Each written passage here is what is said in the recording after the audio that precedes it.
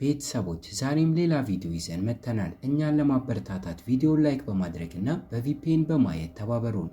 እይታችንን ስንጀምር አንድ ቆንጆ ተማሪ አበባዎችን ይዞ ወደ አንድ ክፍል ሲገባና ውስጥ ላይ የነበረችው ጄቢም ለኔ ነው ያመጣው ብላ ልትቀበል ብትጠባበቅም እሱ ግን አልፏት ለሌላ ሴት ተማሪ ሲሰጥና እሷን በክስተቱ ስትናደድ በማሳየት ነው። እንደ እውነታው ይህ ሁሉ ነገር አሁን ላይ በህልሟ እያየች ያለው ነው። ባና ክስተቱን ተመልክታ ከነቃች በኋላ በስልኳ ላይ የፒዲኤፍ መጽሐፍን እየተመለከተች አበባውን ይዞ ወደ ውስጥ የገባው ተማሪ በመጽሐፉ ላይ ያለው ዋና ገጸ ባህሪ እንደሆነ ስትቆጠር እናያለን። ተከታዮች ያሏት እና ታዋቂና ተወዳጅ ተማሪ ስትሆን ረዳቷ ለሆነችው ሴት ወደ ትምህርት ቤት ልትሄድ እንደሆነ በመናገር ጉዞዋን ስታደርግና ቦታው ላይ ከደረሰችም በኋላ ከጓደኞቿ ጋር ስትገናኝና በዋነኝነት ምርጥ ጓደኛዋ ከሆነችው ጄዩን ጋር እየተቃለዱ ሲሳሳቁም ይታያል። ወደ መጸዳጃ ቤት በምታመራበት ሰዓት እንኳን ሌሎች 3 ሴት ተማሪዎች ስልካቸውን እየተመለከቱ ተከታዮቻቸው እየጨመሩ እንዳልሆነ ሲናገሩና እሷም የሚያወሩትን ነገር ከሰማች በኋላ ተቀብላቸው ፎቶ አብሮ በመነሳት እንዲለቁት አድርጋ በደቂቆች ውስጥ ተከታዮቻቸውና የላይኩ መጠን እንዲጨምር ታደርጋለች። ጓደኛዋ ጄዩን ለእሷ የምታስብላትና የምትወዳት ብታስመስልም አመሻሽ አካባቢ ግን ቤቷ ከተመለሰች በኋላ ከነዛ 3 ሴቶች ጋር የለቀቀችውን ፎቶ እያየች እየተናደደች ሲሆን፣ በተቃራኒው ጄቢ ግን ያ መጽሐፍ ላይ የተፈጠረው ነገር በሙሉ እሷ ህይወት ላይም እንዲፈጠር የምትፈልግ የመጽሐፉ ቀጣይ ክፍል በተለቀቀ ቁጥርም ተጠባብቃ የምትመለከትና አንዳንዴም ዋና ገጸ ባህሪ የሆኑት ወንድና ሴት ጥንዶቹ በሚጣሉበት ሰዓት ላይ እሷም ከወደፊት ፍቅረኛዋ ጋር እንደምትጣላ የምታምን አይነት ሴት ናት። በተደጋጋሚ ሰሞኑን ማንነቱን ከማታውቀው ሰው በትምህርቷ ሰነፍ እንደሆነች ታዋቂነቷን ተጠቅማ ግን ውጤቷ እንዲሻሻል እንደምታደርግ ሐሰተኛ ዜና እየተናፈሰ ስለነበር በቀጣዩ ቀን ላይ ስለ ጉዳዩ ጋዜጠኞች እውነት ነው ወይ በማለት ሲጠይቋትና እሷም የምትመልሰው ነገር እንኳን ጠፍቷት እየተናበረች እያለ አስቀድማ በረዳቷ አማካኝነት ስለ እሷ መጥፎ ነገር የሚለቀውን አካውንት ባለቤት እንዲያጣራ ነግራ ስለነበር ጭራሹኑ ከሁሉም ነገር ጀርባ የገዛ ጓደኛዋ ጄዩን እንዳለችበት የደረሰች ሲሆን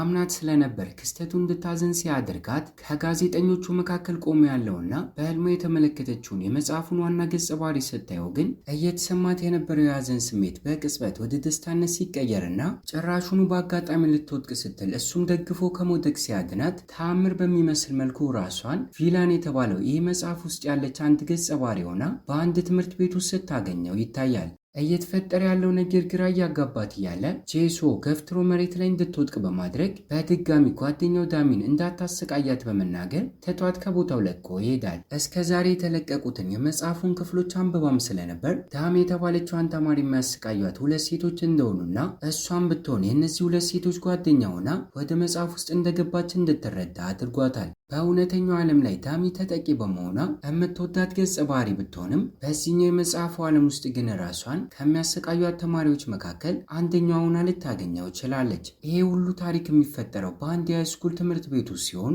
4 ቆንጆዎች የሚባሉ የወንድ ጓደኛሞች እንዳሉ የመጀመሪያው የምትወደውና ኮስታራው ጄሶ ሲሆን ዳሚን የሚወዳት በሚመስል መልኩ ሁሌም ቢሆን ለሷ እንደተከላከለላት ነው። ሁለተኛው ደግሞ ጂኑ ሲሆን መጽሐፉን ለመጀመሪያ ጊዜ ስታነበው የተመቻትና ጄሶን ከመውደዷ በፊት ክራሾ የነበረው ገጸ ባህሪ ነው። ዩናዩንና ሺንሃን ደግሞ ሶስተኛውና አራተኛው ገጸ ባህሪ ሲሆኑ ከሁሉም ለይታ አራተኛው ሺንሃንን ከመጠን በላይ ትጠለዋለች። እሱም ቢሆን ትምህርት ቤት ውስጥ በተቀጣጠሙ ቁጥር ጸጉሮቿን እየነካካ ታምራለች ሲላትም እናያለን። በአጋጣሚም ወደ አንደኛው ክፍል ስትገባ ዳሚን ልብሷ ጠፍቶባት እየፈለገችው የተመለከተቻት ሲሆን ወደ ክፍሉ ጂሶ ገብቶ የራሱን ሲሰጣትና ጄቢም የጠፋባት ዩኒፎርም መሳቢያ ውስጥ እንደሚገኝ ስትነግራቸውና አውቃ የደበቀችባት መስሎት በድጋሚ ከእሷ እንድትርቅ ሲያስጠነቅቃት ይታያል። ክስተቱ ግን ለጄቢ ከዚህ ቀደም መጽሐፉን አንብባው ስለነበር ልብሱ የተቀመጠበትን ቦታ ልታውቅ የቻለችው በዚህ ምክንያት እንደሆነና ከዚህ በኋላ የሚፈጠረውን ነገር በሙሉ አንድ በአንድ እንደምታውቅ ነው።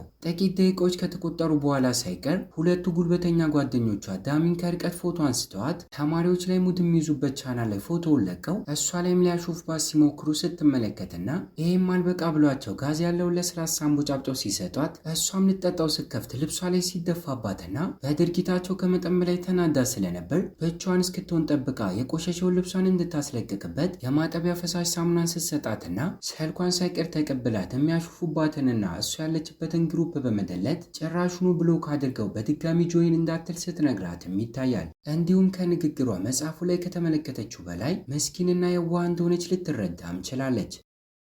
ጥቂት ሰዓታቶችን ቆይታ ወደ ፎቁ ላይ እየወጣች እያለ ከታች ዳሚን ጄሶ ቆሞ እያናገራት ጉልበተኛ ተማሪዎቹ የሚያሰቃዩት ከእሱ ጋር ጓደኛሞች ለመሆን ስለሞከረች እንደሆነ በዚህ ምክንያት እንዲርቃት ነግራው ትታው ስትሄድና በተመስጦና በፈገግታ ተሞልታ እያዳመጠቻቸው የነበረችው ጄቢንም ቀና ብሎ ከተመለከታት በኋላ ደንግጣ ልታመልጠው ብትሞክርም ተከትሎ ሲይዛትና ለምንድን ነው የምትከታተያት በማለት ሲጠይቃት ልትጎታት አስባ ሳይሆን ከክፉ ሰዎች ልጠብቃት ፈልጋ እንደሆነ ስትነግረው እሱ ግን ክፉ እሷ እንደሆነችና ከአጠገቧ እንድትርቅ በመናገር ትቷት ሲሄድ እናያለን። በመጽሐፍ ውስጥ የምጠላው ገጸ ባህሪ ሆና ራሷን ማግኘቷም ጄቢን አናዷታል። ተማሪዎች ወደ የቤታቸው ጉዟቸውን ሲጀምሩ እሷ የምትኖርበትን ቤት በቅጦ ስለማታቅ ወደ ቢሮ ገብታ በድብቅ ከሰነዶች ላይ አድራሿን ለማጣራት እየሞከረች ሲሆን የተማሪዎቹ ተወካይ ሲመጣባት ግን ተደናብራ አስተማሪያቸው አቴንዳንስ እንድታመጣ ልኳት እንደሆነ ስትናገርና የምጠላው ተማሪ ሺናን ግን ይዞት ወደ ውስጥ እየገባ ስለነበር ተቀብለው ከቦታው ለቃ ልትወጣ ስትል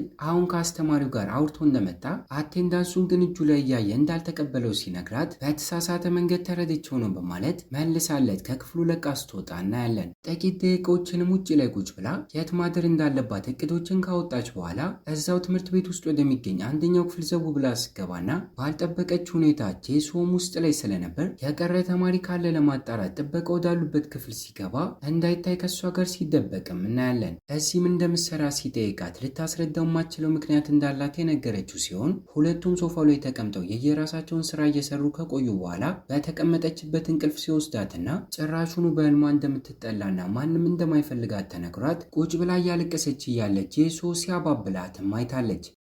በቀጣዩም ቀን ጠዋት ከእንቅልፏ ስነቃ ክፍል ውስጥ ያገኘችው ጄሶን ሳይሆን የመጀመሪያ ክራሹ የሆነውን ጂኑን ሲሆን ስንት ሰዓት እንደሆነ ከጠየቀችው በኋላ ትምህርት ሊጀመር በመሆኑ እየተቻኮለች ወደ ምግብ ቤት ሄዳ ቁርሷን ስትመገብና ተንኮለኞቹ ሁለቱ ተማሪዎችም አብረዋት ሲቀመጡና ብቻዋን ዳሚን ቁጭ ብላ ቁርሷን ስትመገብ አይታለች። የዚህን ያህል በተማሪዎቹ ለምን እንደምትጠላ ስትጠይቃቸውም በባህሪዋ ንቀት እንዳለባትና በቅጡ ስትጠራ እንኳን ምላሽን እንደማሰጥም ነግረዋታል። የዛኑ ቀን ላይ ከትምህርት በኋላ በተማሪዎች አማካኝነት ወጥመድ ተዘጋጅቶላት የአበባ ማስቀመጫውን ከላይኛው ፎቅ ሊወጥቅባት ደርሶ የነበረ ቢሆንም ጄቢ አስቀድማ ክስተቱን ተመልክታ እየጮች ብትጠራትም እሷ ግን ሳሰማ ስቀርና እጆቿን ጎትታ አድናት የራሷ እግር ላይ ቀለል ያለ ጭረትም ሲያጋጥማት ይታያል። እየጠራቻት ለምን እንደማሰማት ስትጠይቃትም የጆሮ ህመም እንዳለባትና በደንብ እንደማሰማም ተረታለች። ከዚህም በኋላ ይህንን ሚስጥሯን የምታውቀው ብቸኛ ሰው እሷ ሆናለች። ስላዳነቻትም እያመሰገነቻት ተቀምጠው እየተሳሳቁና እያወሩ እያለ የተፈጠረውን ነገር ሰምቶ ጄሶ ወደ እነሱ ጋር በመምጣት እሷን ብቻዋን ማናገር ይጀምርና እስከ ዛሬ ካደረግሽው ነገር በኋላ ይቅርታን ለማግኘት ውለታን ለመዋል መሞከርሽ ነው ወይም ብሏታል። እንደለመደች አመሻሽ አካባቢ ወደዛ ክፍል ስትገባ የተማሪዎች ፕሬዝዳንት የሆነውን ጂኑን ውስጥ ላይ ያገኘችው ሲሆን ትላንትና ጠዋትን ማድራ ስትነቃ ተመልክቷት ስለነበር እዚህ ለምን አደርሽ በማለት አትጠይቀኝም ወይ ስትለው በፊቱ ላይ አንዳችም ግርምት ሳይታይ ከቤተሰቦቿ እያመለጠች ሊሆን እንደሚችል ከሱ ውጭ ምንም አይነት ምክንያት አይኖርሽም ሲላትና የክፍሉን በር መዝጋትሽን እንዳረሽ በማለት ቁልፉንም ሰጥቷት ትቷት ሲወጣም ይታያል። ዛሬ ቀን ላይ ጄሶ የተናገራትም ሆነ ዳሚ የመስማት ችግር እንዳለባት የነገረቻት ነገር ከአይምሯ ሊጠፋ ስላልቻለ የተማሪዎቹ ግሩፕ ላይ የመስማት ችግር እንዳለባት ጽፋ ስለቅና የምጠለውን ሺንሃንን በሚያስቅ ሁኔታ ጉልበት ተጠቅማ በሌሎች ተማሪዎች ተወዳጅ በመሆኑ እሱም ስለዚህ ነገር እንደሚያውቅ መረጃን እንዲያሰራጭ አድርጋ እስከ ዛሬ ተማሪዎች በተሳሳተ መንገድ ንቀታን ብለው እንደተረዷትና ስትጠራ እንኳን የማሰማው በህመሙ አማካኝነት እንደሆነ እንዲረዱም አድርጋለች። እቅዷ ተሳክቶላትም ጭራሽ አንዳንድ ተማሪዎች መጥተው ዳሚን ይቅርታ ሲጠይቋትም ይታያል። ያደረገችውን ነገር ጄሶም ካወቀ በኋላ እግሯ ላይ ላለው ቁስል ፕላስተርን ይዞ በመምጣት ሊያመሰግናት እየተዘጋጀ እያለ በተሳሳተ መንገድ ተረታው ከዚህ ቀደም ሁሌ ሲያገኛት ይወቅሳት ስለነበር እሱን ለመረበሽ ብላ ወደዚህ ክፍል እንዳልገባች በመናገር በቅጡ ሳታዳምጠው ትታው ስትወጣና እሱም ከዚህ ቀደም እዚሁ ክፍል ውስጥ እንቅልፏን በተኛችበት ሰዓት ላይ የተፈጠረን ክስተት ማስታወስ ጀምሮ ባታስታውሰውም በህልሙ የተመለከተችው ነገር ግን እንድትቃዥ አድርጓት እያለቀሰች እንደነበርና እሱም አቅፎ እያባብላት እንደነበር እናያለን። ከትክክለኛው ዓለም ወደ መጽሐፉ ዓለም ከመጣች ከ5 በላይ ቀናቶች የተቆጠሩ ሲሆን ባለፉት ጊዜያቶች ውስጥ ማተኩራ ተመልክታ ከተረዳቻቸው ነገሮች ውስጥ ሃዩን የተባለውን ተማሪ ዳሚ እንደምትወደው መረዳቷ አንደኛው ሲሆን ማታ ማታ ሁሌ እዛው ትምህርት ቤት ውስጥ እንደምታድር ከሌሎቹ ተማሪዎች ተለይቶ ጂኑ ይህንን ሚስጥሯን ስለሚያውቅ በሚስጥር እንዲይዘላትና እንዳይናገርባት ያላትን ነገር በሙሉ የምታደርግ ሲሆን እሱም የተማሪዎች ፕሬዝዳንት በመሆኑ የትምህርት ቤቱን ሳር እንድትቆርጥና አንዳንድ ክፍሎችንም እንድታጸዳ እንድታጸዳ እያደረጋት ይገኛል። ከዚህ ቀደም በመጽሐፉ ላይ ያነበበቻቸውንና የሚፈጠሩ አደጋዎችን ከመፈጠር ለመከላከል እየሞከረች ሲሆን በአጋጣሚ አንድ ቀን ላይ ዳሚ ዳስተር ለማራገፍ ስትወጣ የተደፋው አንሸራቷ ዳስተሩን የጂንሶ ልብስ ላይ ለቅልቃው ስለነበር ይህንን ክስተት ለማስቆም ስትሞክር ፊቷ ላይ ቀለል ያለ ጭረት ሲያጋጥማትና በድርጊቱ የተናደደው ጄሶም ሰዎችን ለመርዳት ብላ ራሷን ችግር ውስጥ መክተት እንደሌለባት በመናገር አስቦላት፣ ነገር ግን ኮስተር ብሎ እየተቆጣት ስለነበር በመጽሐፉ ላይ ያነበበችው ይህንን ንግግር ለእሷ ሲናገር ሳይሆን ለዳሚ ሲነግራት በመሆኑ ክስተቱ በመቀየሩ ግራ እየተጋባች ይገኛል። ይህ ብቻ ሳይሆን ከዚህ ቀደም የምጠላው ሺናንን እየቀረበችው መታ የሚያስፈልጓትን ነገሮች ከሱ የምትቀበል ሲሆን እቤት ስለሌላትና የራሷ የምትለው እቃዎች ስለሌሏት የሚለበስ ልብስ እንዲያመጣላት ስትጠይቀውና እሱም የእህቴ ነው በማለት ሲያመጣላት በመጽሐፉ ላይ ስለ እህቱ አለማንበቧ ግራ እያጋባት ይገኛል። ኮስታራ ከሆነው ከጄሶ ጋር ሳይቀር እየተግባባች መታ እሱ ያን ያህል ባይቀርባትም ጓደኛው ለመሆን እየሞከረች ግን ማንበብ ያለበትን መጽሐፍ ሳይቀር እየመረጠችለትና እንደ ስጦታ እየሰጠችው ሲሆን በሚያስቅ ሁኔታ አንድ ቀን ላይ ግን ዳሚን ለማግኘት እየተከታተላት ስለነበር እሷ ደግሞ ከጥቂት ቀናቶች በፊት ሃዩንን እንደምትወደው እንደምታውቅባት ነግራት ሁለቱን ለማጣበስና የመጽሐፉን ታሪክ እሷ በምትፈልገው መንገድ በቻለችው አቅም እያስተካከለች ለመቅረጽ እየሞከረች ስለነበር የእህቴ ነው በማለት ሺናን የሰጣትን ልብስ ለብሳ እንዳይታወቅባት ኮፍያ አድርጋና ተሸፋፍና በድንገት ጭንቅላቱን ከኋላው መታው እግሬ አውጪኝ ብላ ስትሮጥና እሱ ምን ይዞት ማንነቷን ለማጣራት ሲያባራትና ደርሶባት ቢይዛትም ውሃ ውስጥ ገፍትራ ጥላው ግን ስታመልጠው ይታያል። በአጋጣሚ ክስተቱ ቪዲዮ ተቀርጾ ለተማሪዎቹ ተለቆ ስለነበር የልጅቷ ማንነት አሁንም ባይታወቅም ተማሪዎች እየተቀባበሉትና እየሳቁበት ግን ይገኛል። ከጥቂት ቀናቶች በኋላ እሱም ቢሆን እንደ ስጦታ የሰጠችውን መጽሐፍ እያነበበ ቆይቶ ለሺናን ለልብሱ አመሰግናለሁ የሚል መልእክትን አስቀምጣለት ስለነበር ወረቀቱን አንስቶ ካነበበው በኋላ የመታችው ሴት እሷ መሆኗን ሲያውቅባትና ከዚህ ቀደም ታድርበት ወደ ነበረው ክፍል ቢያመራም እስከ ዛሬ አጣርታ ግን ትክክለኛውን የምትኖርበትን ቤት ስላገኘች ወደዛ አምርታ ስለነበር ሳያገኛት ሲቀርና እስከ ዛሬ ቤት ባለመመለሷ እናቷ እንደምትጨነቅ ብታስብም በሩን ግን አክስቴ ናት የምትላት ሴት በመክፈት ግራ የሚያጋቡ ንግግሮች ስትናገራትና ባልጠበቀች ሁኔታ ከውጭ ሲታይ ቤቱ ትልቅ በመሆኑ የሀብታም ቤት ቢመስልም ውስጥ ስትገባ ግን በቅጡ ዕቃ የሌለው የቆሸሸ ባዶ ቤት በመሆኑ በመጽሐፉ ላይ እስከ ዛሬ ገጸ ባህሪዋ ክፍሏ ውስጥ ያለውን ብቸኛውን የሚያምረውን መስታወት ተጠቅማ በአካውንቷ ላይ በመልቀቅ ሀብታም እንደሆነ ታስመስል እንደነበረም ተረታለች። እሷ ብቻ ሳትሆን ጄሶ እና ጓደኞቹም ቢሆኑ የሀብታም ልጅ ሆና እስከዛሬ ለምን ትምህርት ቤት ውስጥ ታድር እንደነበር ግራ እየገባቸው ይገኛል። አብሯቸው የነበረው ሺናን ግን ከዚህ ቀደም እየተከታተለችው እንደነበርና ምናልባት አንተን ለማግኘት ብላ እዚህ የቆየች እንደነበር ፍንጮችንም ሰጥቶታል።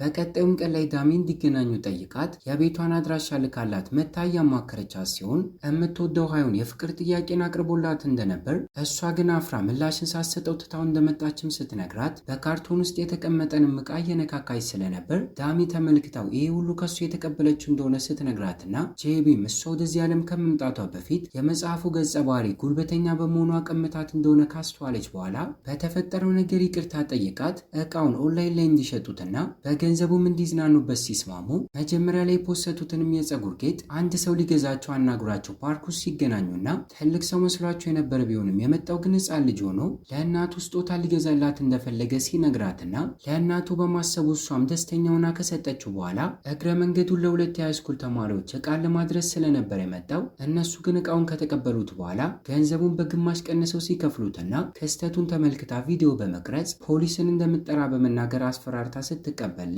ስልክ ቁጥርን ሰጥቷት ወንድሙ ጋር በምትደውልበት ሰዓትም የአጋጣሚ ነገር ሆኖ ወንድሙ ጂሶ ሆኖ ሲገኝና በመገጣጠሙ እሷም ስትገረም ይታያል። ወደ ቤቱ አንድ ላይ ከሄዱም በኋላ ጠረጴዛው ላይ ተቀምጦ የነበረ ዲያሪ ትኩረቷን የሳበው ሲሆን ደውላለት ከመምጣቱ በፊት ዛሬ ቀን ላይ ጓደኛው ሺናን በነገረው መሰረት እሱን ፈልገው እንደተከታተለችው በማሰብ ትወደኛለች ወይ ብሎ ጽፎም ስለነበር በዲያሪው ላይ ስሟን ካነበበች በኋላ ግራ መጋባት ስትጀምርና እንደምትወደው የጻፈውን ነገር ከማንበቧ በፊት ግን ድንገት ቀምቷት ከቀናቶች በፊት ፓርክ ውስጥ አንቺ ነበርሽ ከኋላ ያጠቃሽኝ ሲላት በቅጡ ምላሽን ሳትሰጠው በታናሽ ወንድሙ እስኪዘናጋ ጠብቃ ትታው ከቤቱ ስትወጣም ይታያል። በቀጣዩ ቀን ላይ ሳይቀር ትምህርት ቤት ውስጥ ከሱ ጋር ላለመገጣጠም ለመደበቅ እየሞከረ ሲሆን ያጋጠማትን ነገር ነግራው እንድትደበቅ በቻለችው አቅም እንዲረዳት ጂኑን ከጠየቀችው በኋላ ቀኑን ሙሉ ካጠገቡ ሳትር ከሱ ጋር ስትውልና በጥቂቱም ቢሆን የቅናት ስሜት ሲሰማው ይታያል። በተፈጠረው ነገር ይቅርታ ልጠይቀው ስለምትፈልግም የሚወደውንና የሚጠላውን ነገር ጓደኛው በመሆኑ እንዲነግራት ስትጠይቀውና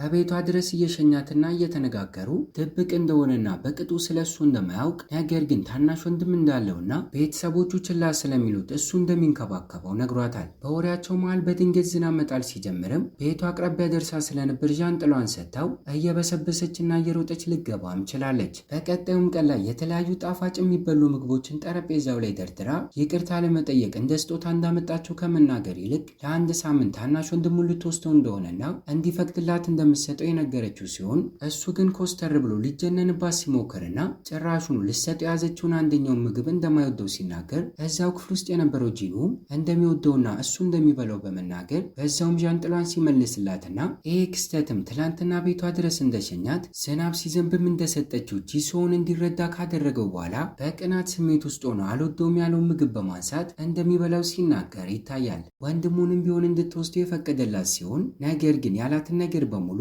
እንድታደርግ አስማምቷታል። ከቀናቶች በፊት ወንድሙን ከዱርዬዎቹ ካስጣለችው በኋላ ወደ ስልኩ ብዙ መልእክት ሲገባለት ተመልክታ ስለነበር ክስተቱ ጥርጣሬን እንዲፈጠርባት አድርጎ የነበረ ሲሆን ከትምህርት በኋላ ልትጋብዘው ወደ ካፌ ይዛው በመሄድ እጁን ለመታጠብ ሲያምራ ስልኩን እዛው ትቶት ስለነበር አሁን ላይ እንኳን የተላከለትን የሚያስፈራ ቪዲዮ ከተመለከተች በኋላ እስኪመለስ ድረስ ጠብቃው ስለ ሁኔታው ስትጠይቀው ለመጀመሪያ ጊዜ ጓደኛው ሲልክለት ልብሱ ላይ ሽንቱን ለቆ እንደነበርና እስካሁን በዚህ ክስተት እንደሚያሹፉበት እንደሚፈራ ስለሚያውቁም አሁን ድረስ እንደሚልኩለት ሲነግራትና እሷም ልትረዳውና ልታስቆማቸው ስለፈለገች ከወንድሙ ጋር ስለ ጉዳዩ ከተነጋገረች በኋላ ፊቱን ቀለም ቀብተው ራሳቸውን እንዲፈሩ ስታደርጋቸውና በድጋሚ ቪዲዮ እየላኩ ሊያስፈራሩት ከሞከሩ እንኳን ለአስተማሪው እንዲናገር ስትነግረው ይታያል። ጄሶም ቢሆን እስከዛሬ አብሮት እየኖረ ሳያስተውለው እሷ ግን በቀላሉ ተረታ ለወንድሙ ላደረገችው ነገር ካመሰገና በኋላ ራሱን አደፋፍሮ ዴት እንዲወጡ ሲጠይቃትና በሀሳቡ ተስማምታ የሳምንቱ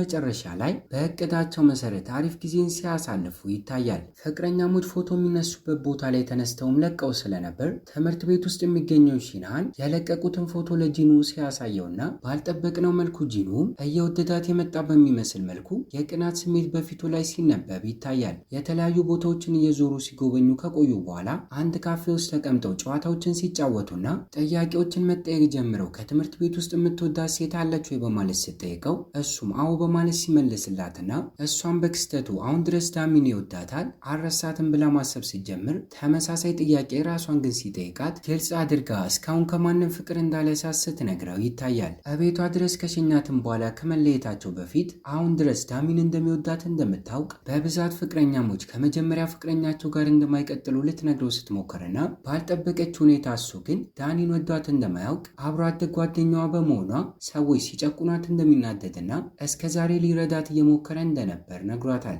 በቀጣዩም ቀን ላይ ካንግጁን የተባለ አዲስ ተማሪ ወደ እነሱ ክፍል ይገባል። የትምህርት ቤቱ አራቱ ተወዳጅ ወንዶች የሚገኙበት ቡድናቸው ስለመቀላቀልም ጥረቶችን እያደረገ ሲሆን ለጊዜው ግን ለጥቅሙ ብሎ እንደቀረባቸው እነሱን ተጠቅሞ ተከታዮቹን ለማብዛት አቅዶ እንደሆነ ስላወቁ አንዳቸውም ጓደኛው ለመሆን ፍላጎትን አላሳዩም ነበር። ከዚህ ክስተት በኋላ ጥቂት ቀናቶች መቆጠር ጀምሩ። በተደጋጋሚ ለጄቢ ከዚህ ቀደም የለቀቀችው ፎቶ ኮሜንት ስር ማንነቱን ከማታውቀው ሰው የሚያስፈራሩ ቃላቶችን የያዘ መልእክት እየተላከላት ሲሆን መልእክቱን ደልታ አካውንቱን ብሎክ ብታደርገውም እሱ ግን እየቀያየረ አሁን ማስቸገሩን አላቆመም ነበር። ትምህርት ቤት ውስጥ ሳይቀር ጭራሹኑ ከጓደኞቿ ጋር እያወራች እያለ በድብቅ ፎቶዎችንም እያነሳት ይገኛል።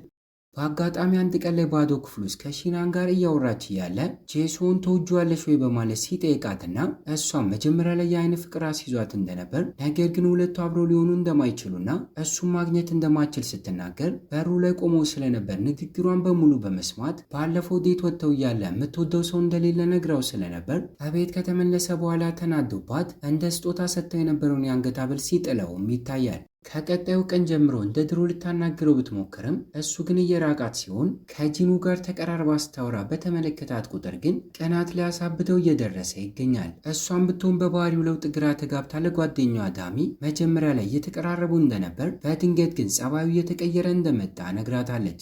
በአጋጣሚ አንድ ቀን ላይ በጉንፋን በሽታ ታማ ስለነበር እሱን ጨምሮ ሁሉም ጓደኞቿ ሊጠይቋት ቤቷ ሲመጡ የሚበላ ነገርና አዘጋጅተው እየተንከባከቧት የመኝታ ክፍሏ ባዶ እንደሆነ ከተመለከቱ በኋላ አዳዲስ እቃዎችን ገዝተው በማስተካከል ሲረዷትና እሷም ጂሶን ብቻውን እስኪሆን ድረስ ጠበቃ እየራቃት ያለበትን ምክንያት በምትጠይቀው ሰዓት ላይ ከሺና ጋር ስታወራ ሰምቶ እንደነበር ሲጠያየቁ እሷ ግን የምትወደው ሰው እንደሌለ እንደነገረችው ሲያስታውሳትና ወደ እነሱ ጋር ጂኑ መጥቶ መቃለት ሲጀምሩ ግን ክስተቱ የበለጠ አስቀንቶት ትቷት ሲሄድ ይታያል። በዚህ መልኩ ቀኑ ከተጠናቀቀ በኋላ ማታ ላይ ሁሉም ተሰናብቷት ቤታቸው ሲያመሩ ጠረጴዛውን እየወለወለች እያለ እኔን ብሎክ ማድረግሽ መፍትሄ አይሆንሽም የሚል የጽሁፍ መልእክትና ጭራሹን አሁን ላይ መስኮቱ ጋር እንደተቀመጠ ፎቶ ተነስተ የተላከላት ሲሆን እይታችንም ወደሚልከው ሰው ጋር ሲወስደን እስከ ዛሬ እየረዳት የነበረው ሺናን ሆኖ እናገኘዋለን። እሷን ብትሆን ተቻክሎ እርዳት ይዘውና ከሁሉም ነገር ጀርባ ያለው አንተ ነህ ስትለው እይታችን በትውስታ ወደኋላ ወስዶን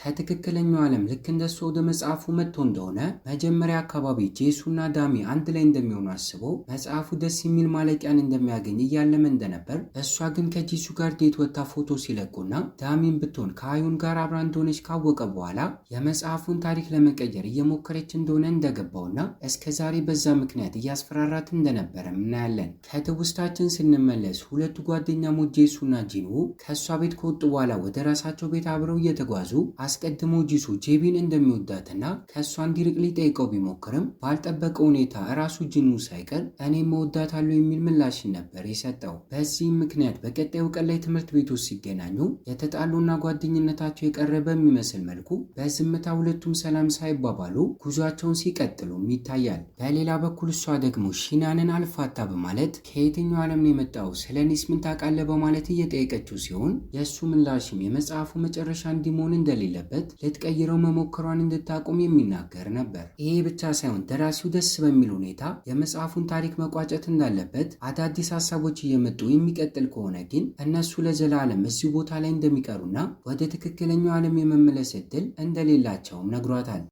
ከዚህም ክስተት በኋላ ምን አይነት እርምጃ ማካሄድ እንዳለባት ግራ ገብቷት አስተማሪያቸው እንኳን ፈተና እንደደረሰና እንዲያጠኑ በምትናገርበት ሰዓት ላይ በቅርቡ ምናልባት ወደ ትክክለኛው ዓለም ልትመለስ ስለምችል የማጥናቷ ትርጉም ሳይታያት ሲቀርና ጥናቷን አቋርጣ ትታ ከጂንሙ ጋር ከላይብረሪ እየወጣች እያለ የሚወዳት ጄንሶ ተመልክቶ የበለጠ ሲቀናና እሱን ብቻውን ማናገር ጀምሮ የፈለገውን ነገር ማድረግ እንደሚችል በእሷ ላይ መቼም ቢሆን ተስፋ እንደማይቆርጥ ሲነግረውና በተመሳሳይ መልኩ ጂንሙም ቢሆን ከአንተ በላይ ቆንጆ ስለሆንኩ እኔን ትመርጠኛለች በማለት እሷን የራሳቸው ለማድረግ በመካከላቸው ፉክክር ሲጀመር እናያለን። በቤቱ እንደተመለሰም ከዚህ ቀደም ሰጥታውና ጥሎት የነበረውን ስጦታዋን በድጋሚ ከቆሻሻ መጣያው ሲያወጣውና ትምህርት ቤት ውስጥም ሆነ ከትምህርት በኋላ ወደ ቤቷ ስትመለስ ከጎኗ አልጠፋም ብሎ እየሸኛት እንድትወደው ለማድረግ መሞከሩንም ቀጥሏል። በአጋጣሚ አንድ ቀን ላይ ግን ሁለቱም ወንዶች እሷን ለመቅረብ ሲሞክሩ በተለያየ ቀን እየተደበቀ ፎቶዎችን ለጊዜው ማናውቀው ሰው እያነሳቸው ስለነበር የትምህርት ቤታቸው ግሩፕ ውስጥ ለቆ አተራማሽ እንደሆነችና ሁለት ሰዎችን በአንዴ ፍቅረኛዋ አድርጋ እየተጠቀመችባቸው እንደሆነ ሲለቅ ጄሶም ዜናውን ከተመለከተ በኋላ በተማሪዎቹ ፊት ለፊት ግልጽ አድርጎ ከኔ ጋር የጀመረችው ግንኙነት የለም፣ ነገር ግን እወዳታለሁ በማለት የጠፋውን ስሟን ሊያድስላት እየሞከረ ይገኛል። እንዲሁም ክስተቱ እስኪረጋጋ ድረስ ከሁለቱም ወንዶች ርቃ ብቻዋን ጊዜ ለማሳለፍ እየሞከረች ሲሆን እነሱ ግን እርስ በርስ ልውስ ስለነበሩ ላይብረሪ ውስጥ እያለች ጂኑ ሊያስጠናት ሲሞክርና ጄሶም ሳይቀር መጥቶ አብራቸው በመቀመጥ ሶስቱም አንድ ላይ ሲሆኑም ይታያል። በቤቷ እያለች ሳይቀር ጥቁር በጥቁር የለበሰና ፊቱን ማይታይ ሰው እየተዟዟረ ቪዲዮ ቤቷን እየቀረጸ ስለነበር በቀጣዩም ቀን ላይ ለሺናን አንተ ነህ ወይ በማለት ስትጠይቀውና እሱ ግን ከተማሪዎቹ ለይቶ ውጭ ብቻዋን ማናገር ይጀምርና ቤተሰቦቹ ሲሞቱ ተንከባክባ ያሳደገችው ታላቅ እህት እንደነበረችው በበሽታ አማካኝነት ግን እሷንም በሞት እንዳጣትና ትክክለኛው ዓለም ላይ የቀረው ምንም ነገር ስለሌለ እዚሁ መኖርን እንደመረጠና ትላንትና ማታ ቤቷ መጥተው እየተከታተላት የነበረውም ሰው እሷ አለመሆኑን ነግሯታል። በዚህም ምክንያት መፍትሄዎችን ፍለጋ ለሚወዳት ሁለቱ ወንዶች የተፈጠረውን ነገር ስትነግራቸውና እነሱም እኔ ነኝ ቤቷን ማድረሳት በማለት ከመፍትሄው ይልቅ እሷን ለመጠበቅ መጨቃጨቅ ሲጀምሩ በመጨረሻም ግን እጣዎችን አውጥተው ጄሶ ሲደርሰውና እነሱ ከፊት ሺያንና ጂንሙ ደግሞ ከኋላ ደህንነቷን ለመጠበቅ እየሞከሩ ሲሆን ጥቂት ደቂቃዎችን ከተጓዙ በኋላ አዲሱ ተማሪ ካንግጁንን ፎቶዎችን እያነሳት ከርቀት አይተውት አባረውና ተከታትለው በመያዝ ስልኩን ተቀበለው እስከዛሬ ቀረጻትን ብዙ ቪዲዮ ካዩ በኋላ እንደዚህ የሚያደርግበትን ምክንያት ሲጠይቁት እሷን ቪዲዮ እየቀረጸ መልቀቅ ከጀመረ በኋላ ተከታዮቹ እየጨመሩ እንደሆነ በዚህ ምክንያት እንደሆነ ሲነግራቸውና በቀጣዩ ቀን ላይ ለትምህርት ቤቱ ክስተቱን ሪፖርት በማድረግ ከትምህርት ቤቱ እንዲባረር ሲያደርጉት እናያለን። አሁን ላይ መጽሐፉን በምትፈልገው መንገድ እንዲያልቅ ከማድረግ የሚከለክላት አንዳችም ነገር የለም። በድጋሚ ደስተኛ ወደሆነውና ወደ ድሮ ህይወቷም የተመለሰች ሲሆን የሚወዷት ሁለቱ ወንዶች ግን አሁንም የእሷን ልብ ለማሸነፍ የቻሉትን እያደረጉ ይገኛል። እንዴትም ጂንሞ አሳምኗት ፎቶዎችን ማንሳት ስለሚወድ ከትምህርት በኋላ የሳምንቱ መጨረሻ ላይ አንድ ላይ እንዲወጡ አድርጎ ፎቶዎችን እያነሱና እየተነሱ የምትወደውን ምግብ እየጋበዛት አሪፍ ጊዜን ሲያሳልፉና ጄሶም ስለ ጉዟቸው ካወቀ በኋላ ደጋግሞ ቢደውልላትም እሷ ግን ሳታነሳ ስትቀርና ተዝናንተው ጨርሰው ማታ ላይ ቤቷ ሲሸኛት በሯ ላይ ቆሞ እየጠበቃት ስታገኘው በንዴት ውስጥም ሆኖ ያመጣላትን ጣፋጭ ኬክ ከሰጣት በኋላ ትቷት ከቦታው ለቆ ሲሄድ ይታያል። ጠዋት ላይ እንኳን ትምህርት ቤት ድረስ አብረዋት ለመሄድ ሁለቱም ወንዶች ቤቷ በር ላይ ቆመው ሲጠብቋትና ትምህርት ቤት ውስጥ ሳይቀር በአጋጣሚ ስታጠፋና አስተማሪዋ ስቀጣት አውቆ እሱም እንደሷ በማጥፋት አብሯት ሲቀጣና በሌላ በኩል ጓደኞቹ የነበሩት ጉልበተኞቹ ሁለቱ ተማሪዎች ደግሞ ድሮ የሚያውቁት ጸባይዋ ተቀይሮ አሁን ላይ ደግ በመሆን ሌሎች ተማሪዎችን ስለምትረዳ ተናደውባት አውቀው በድብቅ የምትማርበትን መጽሐፍ ሳይቀር ቆሻሻ ውስጥ እየጣሉባት እላቸውን ሊወጡባት እየሞከሩም ይገኛል። የሀዘንና የድብርት ስሜት በተሰማ ቁጥር ከጎኗ ሆኖ የሚንከባከባት ጄሶም ሲሆን ይህ ክስተትም በእሱ ደስተኛ የሆነች እንድትመጣ ሲያደርጋትና ጭራሹን እሱ ዳሚ በተባለችው ጓደኛው አማካኝነት የምትወደውን ነገር አጣርቶ የሚጠጣ ነገርን ጠዋት ላይ ይዞላት እየመጣም ይገኛል። እነዚህ ክስተቶችም የበለጠ እንድትወደው እያደረጓት ስለነበር ወደ ትክክለኛው ዓለም ከመመለስ ይልቅ ከምትወደው ሰው ጋር እዚህ ደስተኛ ሆና መኖርን መርጣ ላቀረበላት የፍቅር ጥያቄ እሷም እንደምትወደው ነግራው ግልጽ የሆነ የፍቅር ግንኙነትን ሲጀምሩም ይታያል። እሱ ደስተኛ ሆኖ ሁሉም ሰው ስለ ግንኙነታቸው እንዲያውቅለት ቢፈልግም በተቃራኒው እሷ ግን ለትንሽ ጊዜ በሚስጥር እንዲያዝ ነግረው ሁለቱም ተስማምተዋል። በዚህ መልኩ ሁለቱም ደስተኛ ሆነው ጥቂት ቀናቶች መቆጠር ጀመሩ። በአጋጣሚ አንድ ቀን ላይ ግን ትምህርት ቤት ውስጥ ቁጭ ብለው ያለ የሚጠጣ ነገር ሊገዛላት ትቷት ሲወጣ በተቀመጠችበት የተለየ ድምፅ መስማት ስትጀምርና መመልከት አቅቷትና እያዞራት መጥተው በድንገት ራሷን ትክክለኛው ዓለም ውስጥ ስታገኘው ይታያል። አጠገቡ የነበረው ጋዜጠኛ እየተወራባት ስላለው ዜና እየጠየቃት ሲሆን እይታችን ግን በድጋሚ ወደ መጽሐፉ ዓለም ይወስደንና ሚስጥሯን የሚያውቀው ሺናን እስካሁን እዚሁ ዓለም ውስጥ እንደቀረ ያሳየናል። ትላንትና ማታ ጀምሮ ደጋግሞ ቢደውልላትም ስልኳ ግን ስለማይሰራ ዛሬ ተገናኝታችሁ ነበር ወይ በማለት ጠዋት ላይ ለጄሶ ሲጠይቀውና እሱ ግን በግርምት አይን እየተመለከተው ጄቢ ማናት ብሎት እየጠበቀው ከነበረው ከጓደኛው ጂንሞ ጋር እየተሳሳቀ ትቶት ሲሄድ ይታያል። ክስተቱም ለሺንሃን ወደ ትክክለኛው ዓለም እንደተመለሰች እንዲረዳ አድርጎታል። ቀጣዩ ቀንም ጀምሮ ለፍቅረኛዋ ጄሶ ዳሚና ጄሶ እንዴት የፍቅር ግንኙነትን ሊጀምሩ ቻሉ እያለ በዚህ መልኩ ፍንጮችን እየሰጠው እንዲያስታውሳት ለማድረግ እየጣረ ሲሆን በተቃራኒው እሱ ግን ስለሚዋደዱ አብረው ሆኑ በማለት ሲመልስለት ጓደኛው ጂንሙም ሆነ እሱ ግን ከዚህ ቀደም በተለያየ ጊዜ ከእሷ ጋር የተነሷቸው ፎቶዎች ወደ መጣችበት ዓለም ከተመለሰችበት ጊዜ ጀምሮ ምስሏ ጠፍቶና ባዶ ሆኖ ስለነበር ምን ሊያደርግላቸው እንደዚህ አይነት ፎቶ እንዳነሱ ግራ እየገባቸው ይገኛል። በጥቂት ቀናቶች ውስጥ ግን ቤት ውስጥ የሰጠችውን ስጦታ መመልከቱ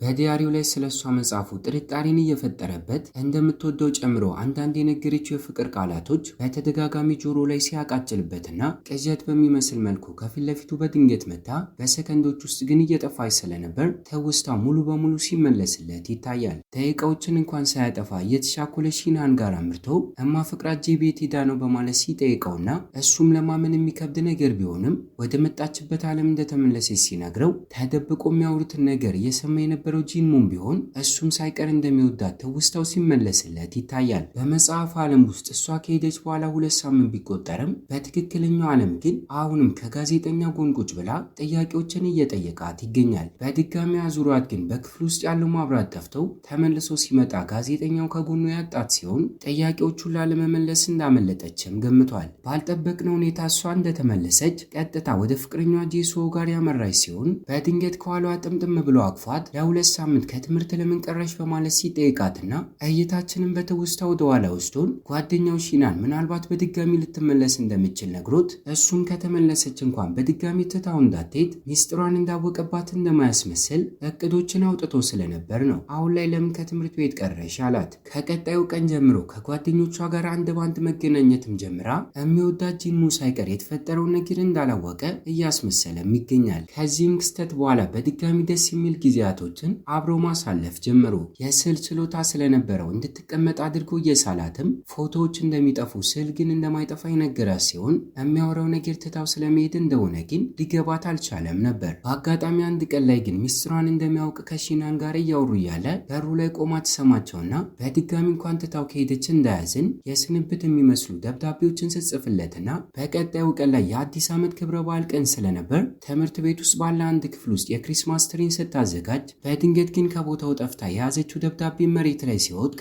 እሱም ወደ ክፍሉ ሲገባና ደብዳቤውን አንስቶ ቢያየውም የጻፈችው ነገር ጠፍቶና ባዶ ወረቀት ሆኖ ነበር። ይሄ ብቻ ሳይሆን ለሁለተኛ ጊዜ በድጋሚ መረስቷት ይገኛል። በተቃራኒው እሷ ደግሞ የዝግጅቱ ቦታ ላይ ራሷን ስታገኝ ቦታው ባዶ ሆኖ ጥበቃው ብቻ ውስጥ ላይ ስለነበር ሰዎቹ በሙሉ የት ሄዱ በማለት ስትጠይቀው ፕሮግራሟ እየተከናወነ የነበረው ከአንድ ሳምንት በፊት እንደሆነም ነግሯታል። ከዚህ ክስተት በኋላ ቤቷ ተመልሳ ለተከታዮቿ በቀጥታ ስርጭት ላይቭ በመግባት የጠፋውን ስሟን እንዲስተካከል ስታደርግና በፊልሙ መጀመሪያ ላይ ያየናትና ስሟን ልታጠፋ የሞከረችው ጓደኛዋን ሳይቀር አግኝታት ሁሉንም ነገር ልታደርግ የቻለችው ከነዛ ሴቶች ጋር ፎቶ ስትነሳ ቀንታ እንደሆነ በመናገር ይቅርታ ሲጠያየቁም ይታያል። የመጽሐፉ ዓለም ውስጥ ጄሶ ቀናቶች ተቆጥረው ስሏት በነበረው ስዕል አማካኝነት አስታውሷት በድጋሚ እንደምትመለስ ተስፋ አድርጎ እየተጠባበቀ ቀናቶች ተቆጥረው የሃይስኩል የምረቃ ፕሮግራማቸው ቀንም ደርሷል።